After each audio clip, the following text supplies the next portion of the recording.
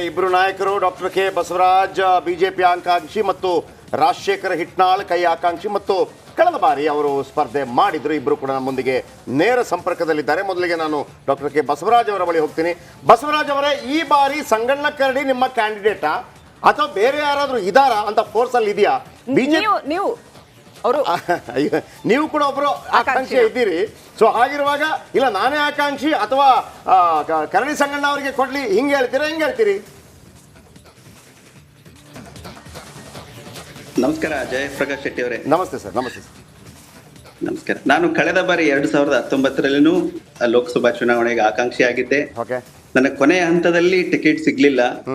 So ಆ ಆಧಾರ ಇಟ್ಕೊಂಡು ಈ ಸಲಿ ನಾನು ಪ್ರಯತ್ನ ಮಾಡ್ತಾ ಇದ್ದೀನಿ. ನನಗೆ ಇಲ್ಲಿಯ ಕಾರ್ಯಕರ್ತರು ಬಹಳ ಸ್ಪಂದಿಸಿದ್ದಾರೆ, ಹಿರಿಯ ನಾಯಕರು ಸ್ಪಂದಿಸಿದ್ದಾರೆ. ನನಗೆ ಸಿಗುತ್ತೋ ಅನ್ನೋ ಆಸೆ ಮತ್ತು ಒಂದು ನಂಬಿಕೆ ಇದೆ. ಅದನ್ನ ಇಟ್ಕೊಂಡು ನಾನು ಈಗ ಕ್ಷೇತ್ರದಲ್ಲಿ ಓಡಾಡ್ತಾ ಇದ್ದೀನಿ. ಕಳೆದ ಬಾರಿ ನಮಗೆ ರಾಜಶೇಖರ ಹಿಟ್ನಾಳ್ ಅವರು ಕುರುಬ ಸಮುದಾಯದಿಂದ ಕಾಂಗ್ರೆಸ್ ಇಂದ ಅಭ್ಯರ್ಥಿ ಆಗಿದ್ರು. ಪಂಚಮಸಾಲಿ ಲಿಂಗಾಯತ ಇರುವಂತ ಏಕಮೇವ ಕ್ಷೇತ್ರ ಇದು ಕೊಪ್ಪಳ ಅಲ್ವಾ? ಸೊ ಹಾಗಿರುವಾಗ ಯಾವ ಪ್ರಮುಖ ವಿಚಾರಗಳನ್ನು ಇಟ್ಟುಕೊಂಡು ನೀವು ಚುನಾವಣೆಗೆ ಹೋಗ್ತಾ ಇದ್ದೀರಿ ಬಾರಿ? ಓನ್ಲಿ ನರೇಂದ್ರ ಮೋದಿ ರಾಮ ಮಂದಿರ ಅಷ್ಟೇನಾ? ನಮ್ಮ ಭಾರತೀಯ ಜನತಾ ಪಕ್ಷ ಯಾವಾಗ್ಲೂ ಕಾರ್ಯಕರ್ತರ ಪಕ್ಷ. ನಾವು ಆ ಕಾರ್ಯಕರ್ತನಾಗಿ ಒಬ್ಬ ಯುವಕನಾಗಿ ಈ ಸರಿ ನಾನು ಟಿಕೆಟ್ ಕೇಳ್ತಾ ಇರೋದು. ಜಯಪ್ರಕಾಶ್ ಅವರೇ. Okay, right. ರಾಜಶೇಖರ ಹಿಟ್ನಾಳ್ ಅವರೇ, ಹೇಗಿದ್ದೀರಿ? ನಮಸ್ಕಾರ ಮೇಡಮ್, ಚೆನ್ನಾಗಿದ್ದೀರಿ. ಈ ಸಾರಿ ನೀವು ಟಿಕೆಟ್ ಕೇಳ್ತೀರಿ ಅಂತಂದ್ರೆ ಒಂದು ಭರವಸೆ ಇರ್ಬೇಕಲ್ಲ, ನಾನ್ ಗೆಲ್ತೀನಪ್ಪ ಅಂತ. ಯಾವ ಆಧಾರದ ಮೇಲೆ ಭರವಸೆ? ಯಾಕಂತಂದ್ರೆ 2-3 ಟರ್ಮ್ಗೆ ಅಲ್ಲಿ ಬಿಜೆಪಿ ತನ್ನ ಭದ್ರಕೋಟೆಯನ್ನ ಕಟ್ಕೊಂಡಿದೆ. ಈ ಸಾರಿ ಮೋದಿ ಅಲೆ ಕೂಡ ಕೆಲಸ ಮಾಡುತ್ತೆ ಅಂತ ಹೇಳಲಾಗ್ತಾ ಇದೆ. ಪಂಚಮಸಾಲಿ ಸಮುದಾಯದ ಬೆಂಬಲ ಬಿಜೆಪಿಗಿದೆ ಅಂತ ಹೇಳಲಾಗ್ತಾ ಇದೆ. ನಿಮ್ಗೆ ಏನ್ ಸ್ಟ್ರೆಂತ್ ಇದೆ ಅಲ್ಲಿ?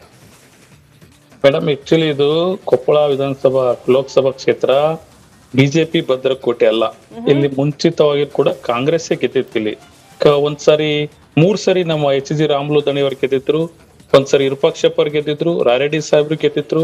ಹಾಗಾಗಿ ಇದು ನಾಟ್ ರಾಂಗ್, ನಿಮ್ ತಂದೆಯವರು ಕೂಡ ಇದೇ ಸಂಗಣ್ಣ ಕರಡಿ ಅವರ ಎಗನೆಸ್ಟ್ ಸೋತಿದ್ರು 32,000 ಚಿಲ್ಲರೆ ಮತಗಳಿಂದ.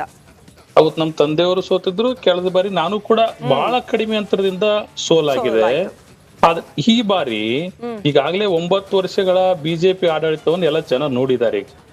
ಒಂದು ಕೂಡ ಯಾವ್ದು ಅಭಿವೃದ್ಧಿ ಕೆಲಸಗಳು ಆಗಿಲ್ಲ. ಭಾವನಾತ್ಮಕ ವಿಚಾರಗಳನ್ನ ಬಿಟ್ರೆ ಬೇರೆ ಯಾವ್ದು ಅಭಿವೃದ್ಧಿ ಕೆಲಸಗಳು ಕೂಡ ಆಗಿಲ್ಲ. ವಿಶೇಷವಾಗಿ ಕೊಪ್ಪಳದಲ್ಲಿ ಯಾವ್ದು ಅಭಿವೃದ್ಧಿ ಕ್ಷೇತ್ರಗಳು, ಇವತ್ತು ನ್ಯಾಷನಲ್ ಹೈವೇ ಇರ್ಬೋದು, ಓವರ್ ಬ್ರಿಡ್ಜ್ ಇರ್ಬೋದು, ಇವತ್ತು ಏರ್ಪೋರ್ಟ್ ಇರ್ಬೋದು, ಯಾವ ಕೆಲಸಗಳು ಸಹ ಆಗಿಲ್ಲ. ಜನ ಅದನ್ನೆಲ್ಲ ಗಮನಿಸ್ತಿದ್ದಾರೆ. ಅದ್ರ ಜೊತೆಯಲ್ಲಿ ಕೂಡ ಬರ್ತೀವಿ.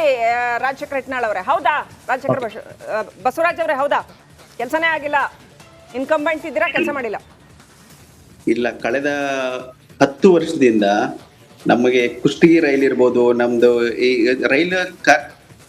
ತುಂಬಾ ರೈಲ್ವೆ ಇದು ಕೆಲಸಗಳು ತುಂಬಾ ಆಗಿದಾವೆ. ಆಮೇಲೆ ಪೋಸ್ಟ್ ಆಫೀಸ್ ಡಿವಿಷನ್ ಕೊಪ್ಪಳಕ್ಕೆ ಬಂದಿದೆ. ಆಮೇಲೆ ಎಷ್ಟೊಂದು ಕಳೆದ 60 ವರ್ಷದಿಂದ ನವಲಿ ನೀರಾವರಿ ಯೋಜನೆಗೆ 15,000 ಕೋಟಿ ರೂಪಾಯಿ ವೆಚ್ಚ ಪ್ರಸ್ತಾಪ ಕಾಂಗ್ರೆಸ್ ಮಾಡುತ್ತೆ, ಹಣ ಬಿಡುಗಡೆ ಆಗಿಲ್ಲ. ಬಿಜೆಪಿನೂ ಮಾಡುತ್ತೆ, ಹಣ ಬಿಡುಗಡೆ ಆಗಿಲ್ಲ. ನೀವಿಬ್ರು ಸೇರಿ ಕೊಪ್ಪಳಕ್ಕೆ ಯಾವ ಲಾಭವನ್ನು ಮಾಡಿಲ್ಲ. ಮತ್ತೆ ನಿಮ್ಗೆಲ್ಲ ಯಾಕೆ ವೋಟ್ ಹಾಕ್ಬೇಕು? ನಂಬರ್ 1. ಎರಡನೇದು, ಬಿಜೆಪಿ ಸರ್ಕಾರದ ಟೈಮಲ್ಲಿ ಅಂಜನಾದ್ರಿ ಬೆಟ್ಟಕ್ಕೆ 100 ಕೋಟಿ ಅನೌನ್ಸ್ ಆಯ್ತು, ಬರ್ಲಿಲ್ಲ ದುಡ್ಡು. ಈಗ ಕಾಂಗ್ರೆಸ್ ಮಾಡಿದೆ, ನನಗಂತೂ ಗ್ಯಾರಂಟಿ ಇಲ್ಲ. ನಂಬರ್ 3, ಅಂಜನಾದ್ರಿ ಬೆಟ್ಟಕ್ಕೆ ಸಂಬಂಧಪಟ್ಟಂಗೆ just wanted to add few things. Ropeway ಆಗ್ಬೇಕು ಅಂತ ಹೇಳ್ತಾ ಇದ್ದಾರೆ, ಪ್ರವಾಸಿ ಮಂದಿರ ಆಗ್ಬೇಕು ಅಂತ ಹೇಳ್ತಾ ಇದ್ದಾರೆ. ಬರೀ ಒಣ ಬೆಟ್ಟ ತೋರಿಸಿ ಕಾಂಗ್ರೆಸ್ ಬಿಜೆಪಿ ಅವರು ಇಬ್ರು ಏನ್ ಮರಳು ಮಾಡಕ್ ಹೊರಟಿದ್ದೀರಾ? ಅಂಜನಾದ್ರಿ ಭಕ್ತರು ಎಷ್ಟು ಜನ ಇದ್ದಾರೆ ಕರ್ನಾಟಕದಲ್ಲಿ? ಕೋಟ್ಯಾಂತರ ಜನ ಇಲ್ವಾ? ಮೂಗಿಗೆ ತುಪ್ಪ ಹೊರಿಸ್ತೀರಾ? 3 ಪಾಯಿಂಟ್ ಹೇಳಿ ಸರ್. ನವಲಿದ್ದು, ಅಂಜನಾದ್ರಿ ಬೆಟ್ಟದ್ದು. ಎಸ್, ಒಂದ್ ನಿಮಿಷ. ಹಲೋ, ಹೇಳಿ ರಾಜಶೇಖರ್ ಅವರೇ. ಈಗ 2 ಸರಿ, ಒಂದ್ ಸರಿ ಯಡಿಯೂರಪ್ಪನವರು ಬಜೆಟ್ ಮಂಡನೆ ಮಾಡಿದ 20 ಕೋಟಿ ಇಟ್ಟಿದ್ರು ಅಂಜನಾದ್ರಿಗೆ. 2ನೇ ಬಾರಿ ಬೊಮ್ಮಾಯಿ ಸಾಹೇಬ್ರು ಮಾಡಿದ 100 ಕೋಟಿ ಇಟ್ಟಿದ್ರು. 2 ಕೂಡ 5 ವರ್ಷದಲ್ಲಿ 5 ರೂಪಾಯಿನೂ ಬಂದಿಲ್ಲ. ಆದ್ರೆ ಈ ಸರಿ ಸಿದ್ದರಾಮಯ್ಯ ಸಾಹೇಬ್ರು 100 ಕೋಟಿ ಅನೌನ್ಸ್ ಮಾಡಿದರೆ ಖಂಡಿತವಾಗಿ ಬರುತ್ತೆ.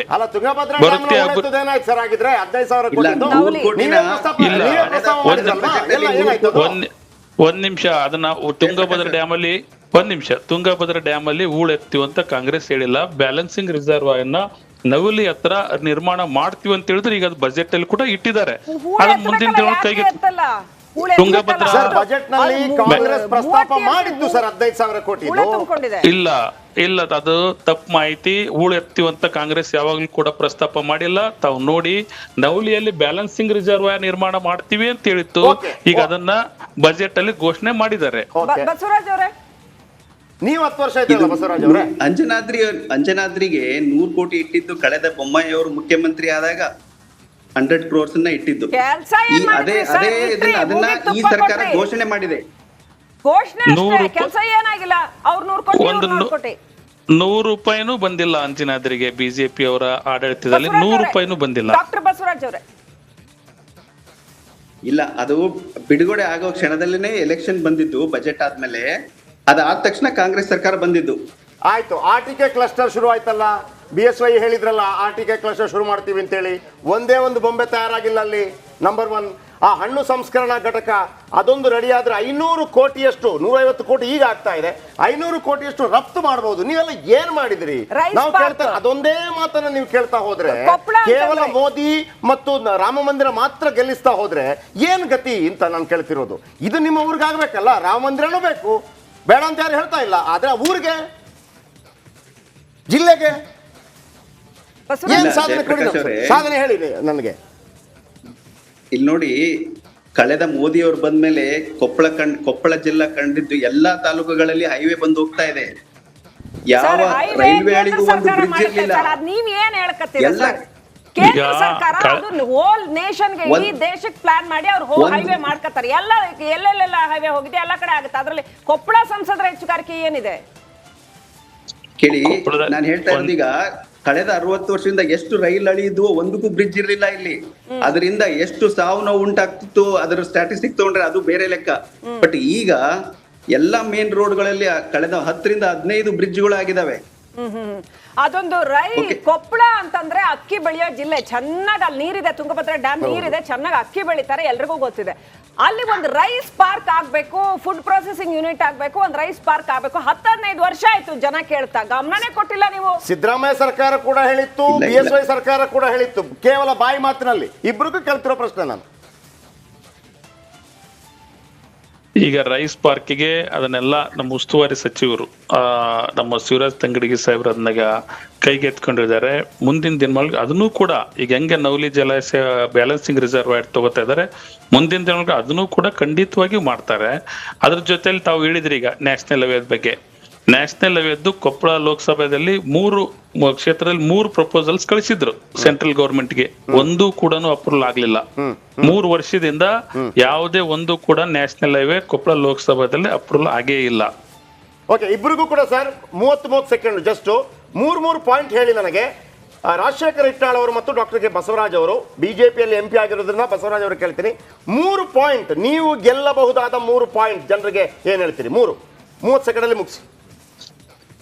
ಈಗ ಒಂದು ಜನ ಕಾಂಗ್ರೆಸ್ ಬಗ್ಗೆ ಒಂದು ವಿಶ್ವಾಸ ಇಟ್ಕೊಂಡಿದ್ದಾರೆ. ಏನ್ ಮಾತು ಕೊಡ್ತಾರೆ ಅದನ್ನ ಮಾಡ್ತಾರೆ ಅನ್ನೋದನ್ನ. ಇವತ್ತು 5 ಗ್ಯಾರಂಟಿ ಯೋಜನೆಗಳನ್ನ, ಬನ್ನಿ ನಂಬರ್ 2, 5 ಗ್ಯಾರಂಟಿಗಳನ್ನ ಕಾಂಗ್ರೆಸ್ ಹೇಳಿತ್ತು.